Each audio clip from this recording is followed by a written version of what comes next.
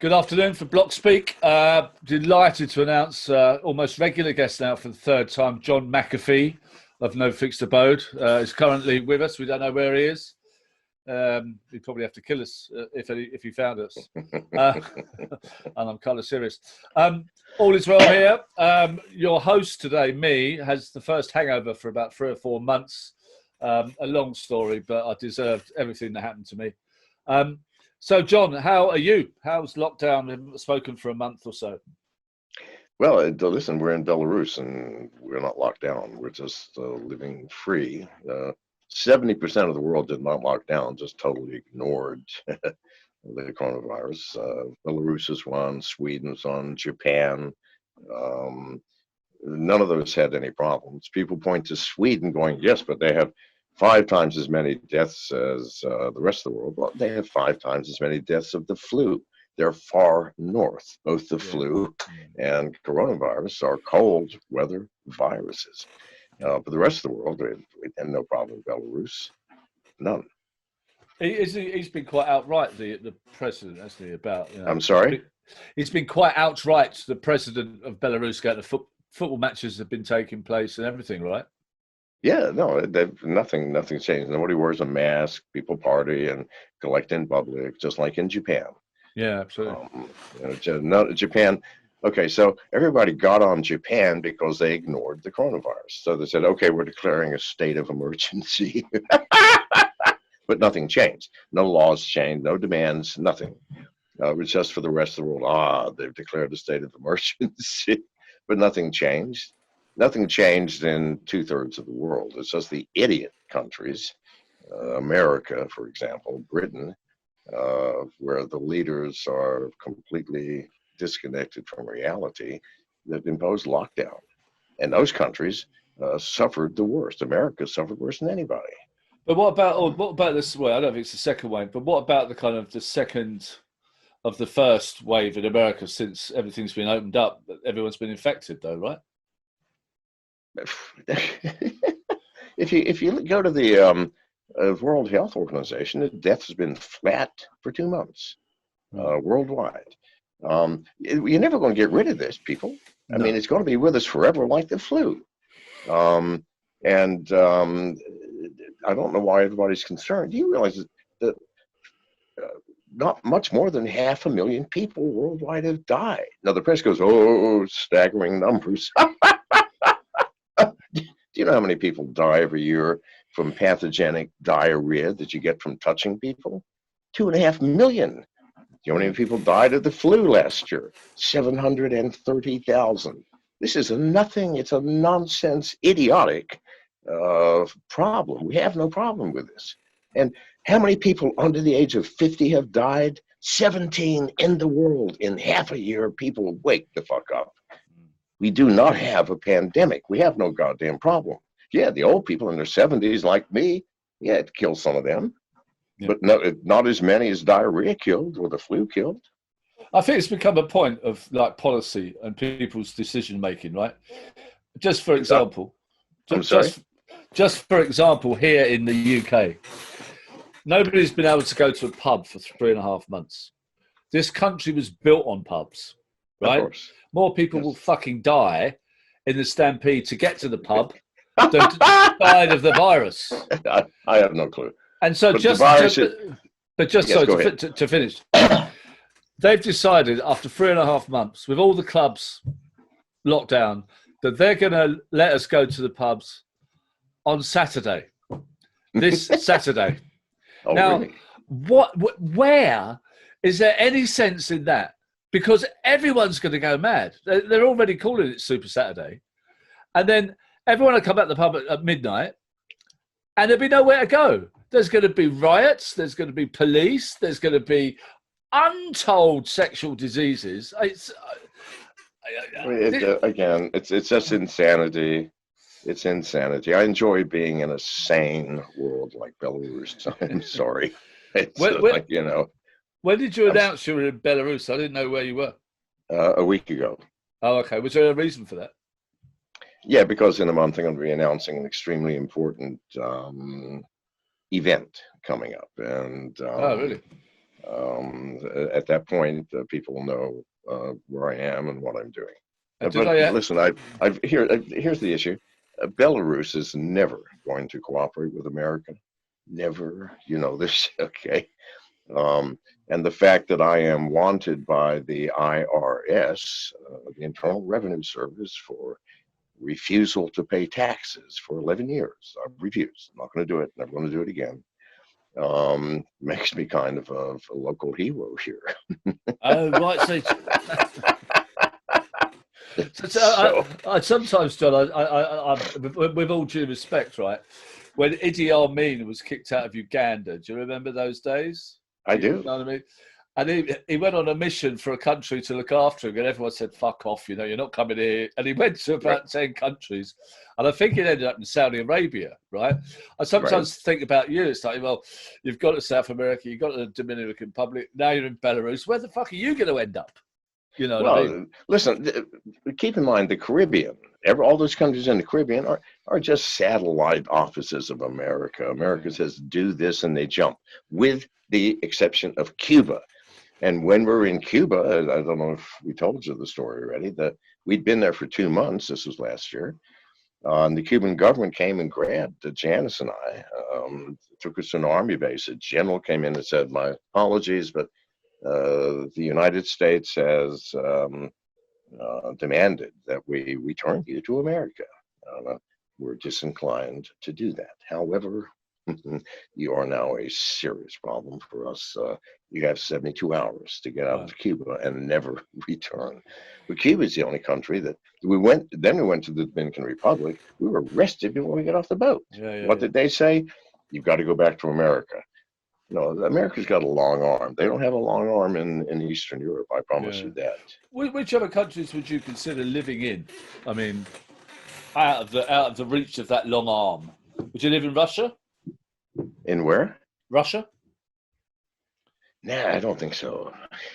They scare me. I mean, Yeah. no, hang on. They've invited me dozens of times, but I don't Really? think I'll ever get to lead.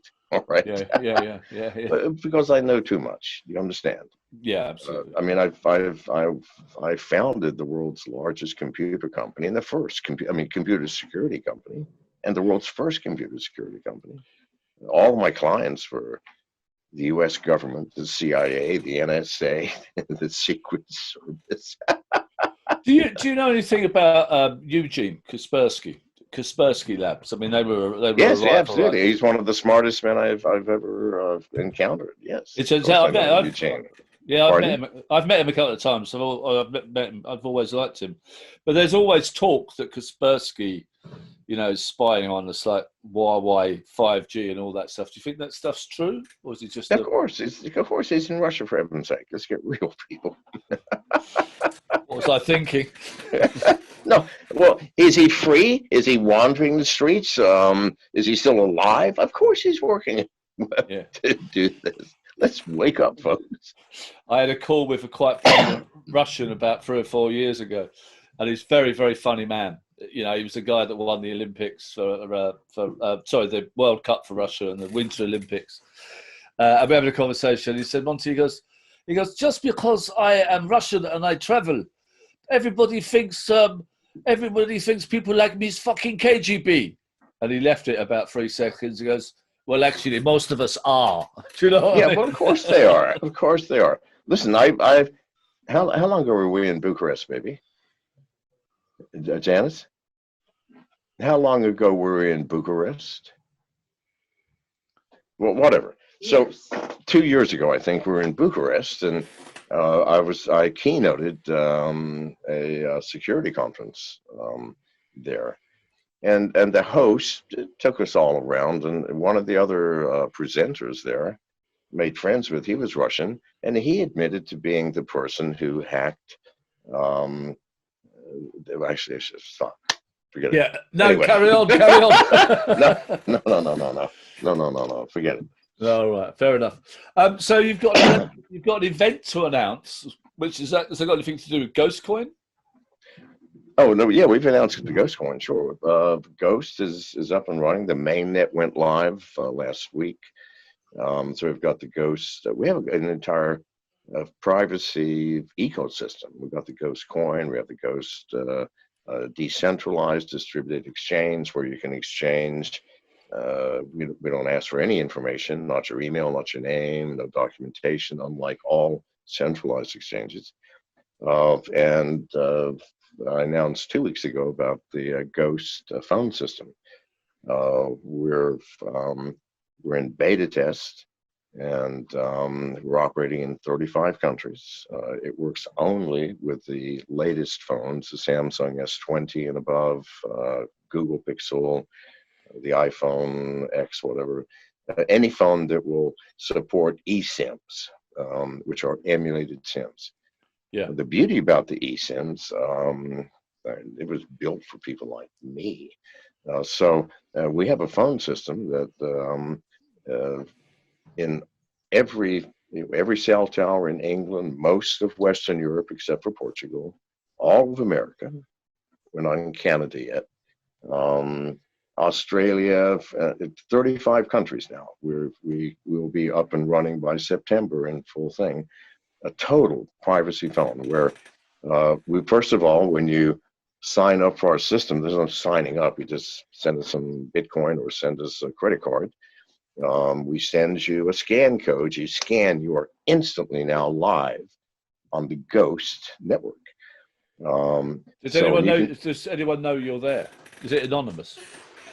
Oh, totally anonymous. Can't even locate the phone. Do you understand? So well, you could use that phone and the IRS wouldn't know where you were. Absolutely. Now you cannot make voice calls with it. That's the only thing. But who makes voice calls anymore? Everybody uses, Snapchat or thousands of others that we're talking on Skype or Zoom or something now. Yeah. Please God, why pay for minutes for a voice call when your data is virtually free? Now our data is not free, unfortunately. No. But you can keep your SIM card in if you want. You don't have to take it out. Like if you're on AT&T or I don't know what your service is in London. What is your service in England, by the way? Vodafone's probably the biggest one. Vodafone, okay. Yeah. So, and we'll run on all Vodafone cell towers. So, you can keep your Vodafone SIM card in there if you want, and you can switch back and forth. But they can't locate you with that SIM phone if it's. Is it deactivated? Well, they can locate you when you're using your SIM card. Yeah. If you take your SIM card out, our eSIM cannot be located. Absolutely not. And go ahead. No. Okay. Is eSIM you own eSIM, or is that just a brand? No. eSIM is a feature that's on all newer phones. Okay. It's called emulating SIM. You don't have to put a hard card in. And the reason it makes perfect sense. You don't have to go to the phone company. Don't get a SIM card. And with our network, you don't have to sign up. Yeah. Just give us a credit card. We send you a SIM that will be good for as much as you spent for the monthly service. All right. And then wherever you are with your cell phone, you connect up to whatever cell tower is there. But the cell tower does not know who you are. Right. We don't even know who you are. Yeah. And nobody knows where you are, not even us. Not even so us. Wouldn't that open up? I mean, you have a colourful reputation. I really like you. Others probably, wouldn't mind you going back to the US. Money laundering accusations here with Ghost? No, of course. Wait, please God, can we get real? Of course, criminals are going to use this. Criminals use fast cars to help rob banks. Does that mean we can't sell fast cars? Criminals use telephones to schedule drug shipments. When telephones first came out, it was the mob, the mafia in America that used them first to coordinate nationwide criminal activities. Good God, yes, criminals will use it. But so will the people who want privacy, for God's sake. Yeah. You can't stop criminal activity. Yeah. If you're trying, give the fuck up. Yeah. I'm sorry. Yeah. We have had criminals since we came out of caves and formed society. Yeah. Yeah. No, I can't No, disagree. yeah, so no, I'm not going to try to dodge it and say, oh no, they're not. Of course they're going to use it. Yeah. Fuck yes, they're going to use it. But criminals use every. They use encryption. They use every privacy feature. Please God, Yeah. we cannot point fingers. What do we say? Okay, Vodafone, let's shut them down because they know that people dealing drugs using their phones. Yeah. Okay. They're responsible. No, it's bullshit, people. So anyway, that's your answer. What? Thanks. I mean, may as well kind of ends the conversation, doesn't it? Do you know what I mean? Of course, one of the other industry. Welcome, join us. But on a serious note, to bring it back, so why have you set the whole thing up? What's the reason? I'm sorry? Why have you set up the whole GHOST protocol? What is the reason for because it? we're losing privacy in the world. Don't you understand? Yeah. Okay. Privacy is the fundamental glue that keeps society together. People go, well, you got nothing to hide. You got nothing to fear. Whoever says that has never looked at themselves. Absolutely. Because every relationship in our lives is based primarily on a set of privacy filters. Yeah. You're sitting next to someone on the bus you've never seen before, total stranger, and you look over and you go, what would you normally say? Oh, like your shoes, like your dress, where are you going? Or you might just not say anything. That's what normally happens. Would you turn and go, oh, hi, my name is John, and I slept with my wife's sister last night. I go, oh, do you understand how insane that would be? Yeah. Now, with a casual acquaintance, you might go, oh, yeah, I work down the street, or I work at the phone company. Well, I live over here in the East End. Yeah. You wouldn't go much further than that. But isn't it a bit too? I'm syndicate, anarcho-syndicalist, anti-establishment dude, right? I still am, just about, and I'm very careful. You know, ads. I mean, just don't click on them. Who cares? You know. But I'm very wary about my privacy. You know what I mean? I wanted to ask you something that who is safe? If you imagine that Trump was falling out with Bezos at Amazon, and then suddenly it was made official about Bezos having an extramarital affair, do you think that that's something that probably Trump did? I don't have a fucking clue. You would know. And neither do I care. It's his life. You don't care. All right. I don't care. Listen, we don't have the right to dig into people's lives beyond the right to go, are you doing your job? Did you steal money from us? Beyond that, and if in fact you're not working for us because our politicians work for us, or allegedly they think we work for them, but in reality we formed government to serve us, the people. Don't know if they work for us. We have a right to dig into all kinds of crap, but not their sexual stuff, surely. Yeah. No, exactly. Of course. But I just wonder if it's too late, and our privacy. Everyone's given up their privacy for their health, as we've seen over the last 4 months. It's too late. It's too late if people like me just sit idly by. Okay. But I just mentioned I've given the world a privacy coin that no one can see what's happening. Yeah. I've given the world the GHOST distributed and decentralized exchange, which, number one, can never be shut down by any government. Ever. God couldn't shut it down. I can't shut it down. I created it. It's a decentralized exchange. It's now running on its own and distributed, so you can't shut it down. It's all over the world. And it's completely anonymous, because your financial transaction should be the most private of all things. Not even governments should have a right to know. Yeah. I mean, to that extent, I would never, ever have a financial app on my phone. Be that my bank. You would never what? Have a financial app on my phone. I just don't trust it. It's not safe. It's insane. It doesn't matter if you have a financial app on your phone or not. If you ever talk about it in front of your phone, somebody's listening. If you talk to your wife and say, hey, baby, we've only got $12,000 left in the bank, then someone's listening to it. Yeah. No, if you ever leave it on by the bedside, it's looking around at the room. Yeah. Please God, you don't have any privacy. No, I try to. But I'm trying to bring it back. But the philosophy of anti-piracy and your previous incarnation as antivirus. You in that time, over those 3 or 4 decades, you've stayed steady in your beliefs. Of course. Listen, antivirus is a completely different thing. Viruses destroy people's hard work. Yeah. Right? That's what they do. Well, I don't mind fighting that shit. Yeah.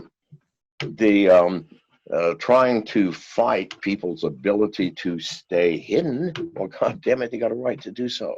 Yeah. No, fair enough. So how successful has it been? How many users have you got?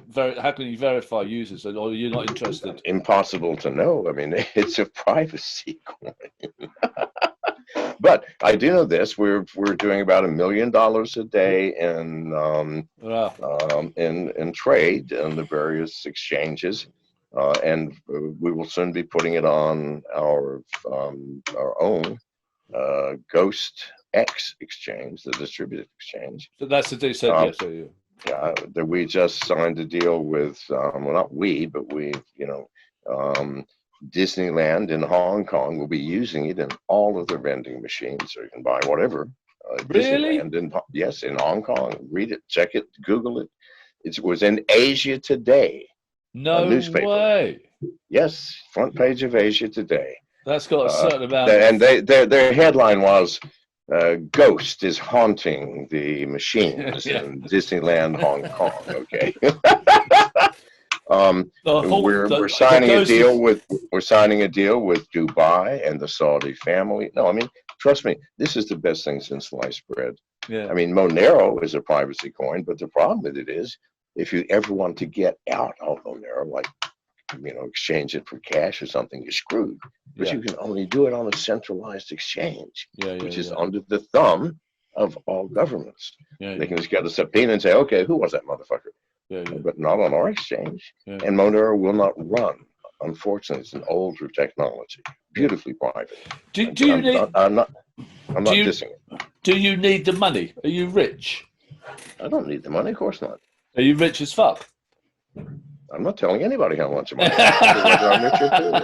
Okay, I mean, I have enough money to drink a couple bottles of this every day. I've got a young 35-year-old wife. I've got everything I need. You're a folk hero in Belarus. Where did it all go wrong, John?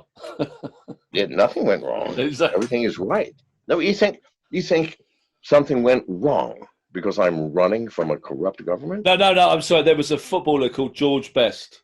And he was caught in bed with Miss World and a load of pound notes and champagne, and this guy walked in and said, "So George, where did it all go wrong?" Okay, I'm sorry. That was the phrase. Yeah. So where did you make a wrong turn?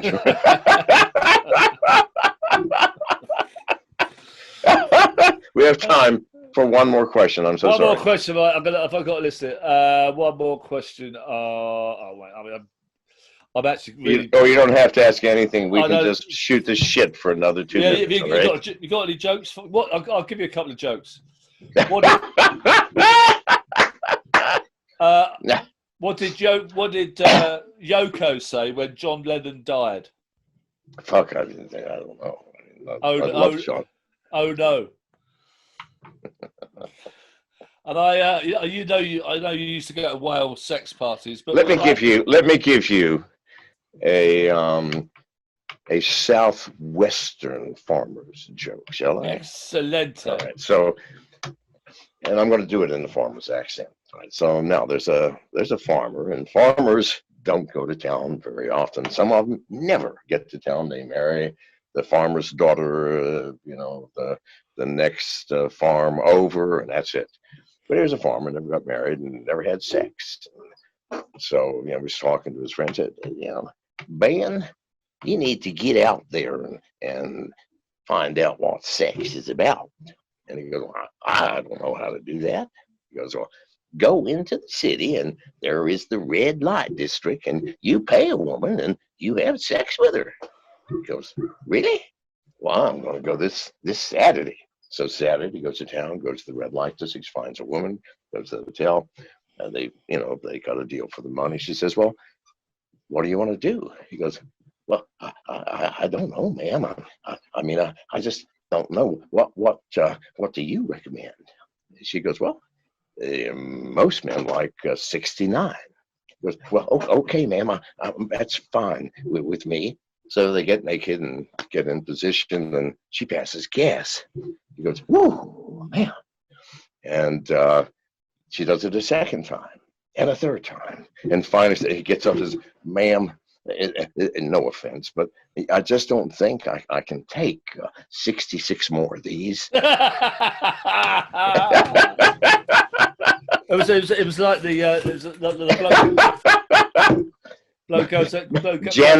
Janice is here shaking her head like this. I hope nobody was listening. No, let's hope you do not have an audience tonight, and then everything will be fine. It was like the bloke that went up. The bloke that went up to his missus and said, "Do you fancy a 68?" And she said, "What's a 68?" He said, "You give me a blowjob and I owe you one." Okay.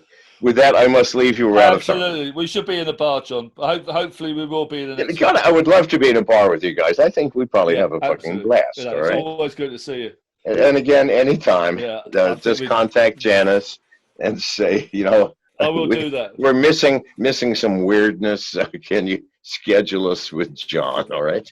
Deal. I'll come home and see you. Listen, I'm glad you're well, mate. It's really good to speak to you. Let me ask you a question. Right, gotcha. Just briefly. I'm sorry, baby. I'm going to one sec. The books behind you, are any of these science fiction? Not many, but there are a couple. But which most ones? there's probably a kind of Philip Dick somewhere. There's probably a couple. Philip Dick. Okay, good enough. You said the right name. Philip K. Dick. Yes, my favorite. They are. I mean, everywhere. I read books all the time. It's my. I didn't want you to actually pull a book out, but just give me the name of the author. Yeah, Philip K. Dick. Yeah. One of the greatest of all, not just science fiction writers, but writers of the inner mind. Any favorite book? Was Blade Runner was I Dream of Electric Sheep. Well, that was based on Do Androids Dream of Electric Sheep? Yes, that's right. If you remember that. That was a good one. They're all my favorites. They really are. In any case, I will let you go, my friend. Yeah, all right, John. Peace and love. Right. See you later, mate. Bye. Well, illuminating as ever. Ghost Coin welcomes money launderers. Don't have sex in the southwest of America with a prostitute who farts. John Mcafee, what can you say? Love him or loathe him, he leaves something behind. Rather like that prostitute in southwest America. This is Blockspeak. Trying to work out 18 or 19 now. We're approaching 20 episodes. We've got a very nice archive. I'd really look through them. There's some fascinating people on the show. And next week we have Bitcoin Jesus himself, Roger Vere, who stitched me up a little bit at a moderating event in Malta when he took the microphone over when it was supposed to be a clash. So I shall be taking that up with him. And hopefully we'll have a good old rumble next week or the week after. But until then, I am off. Have a great, great evening, day, morning, whatever it is, and we'll see you next week. Bye-bye.